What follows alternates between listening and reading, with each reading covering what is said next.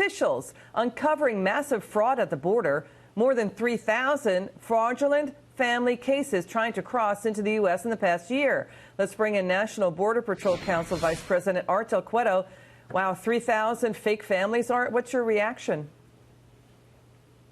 You know, I'm not shocked because we've seen this before.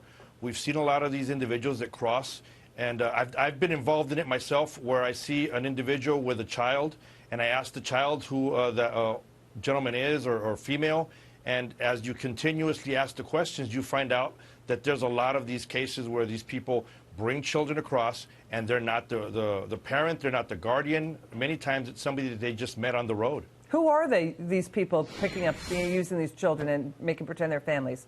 Who do they tend to be? Well, many times it's obviously illegal aliens that are coming in, and they have this notion that if they have a child with them, they realize that they cannot be detained more than 20 days and they will be released. It's the catch and release. They realize they will be released in American streets. Okay, we're looking at shots of some of the camps where people who are trying to cross the border are being held in. There have reportedly been, Art, at least half a dozen hunger strikes at detention centers in the first 3 months of this year. We have Michigan Democrat Congresswoman Rashida Tlaib. She is appearing to urge her supporters last weekend to join in a hunger strike, but her office is now denying that. Let's back up. What's your take on hunger strikes here?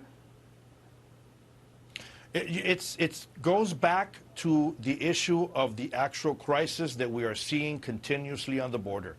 Obviously, you know, we have individuals that are bringing in children that are not their own. We don't know if these children are being rented out to other groups, and that's something that should concern you. Now you have individuals that are going through this hunger strike so they can be released within the United States. Those are all issues that they need to be taken care of, and the way you do that is you look at the laws, the asylum laws, you enforce some of those laws that are there. Congress needs to do their job. We're facing a crisis. We're facing an emergency, and it's something that we have not seen before. Art, what's your reaction to the reports that militia groups in New Mexico reportedly detaining asylum seekers at gunpoint? What's your reaction to that story? The criticism pushing back about this, too, is that Congress needs to enact better border laws so we wouldn't be seeing stories like this. What's your reaction to the militia groups here? You know, we have men and women that work for the United States Border Patrol that are very well trained. They're the ones that are out there doing the job correctly.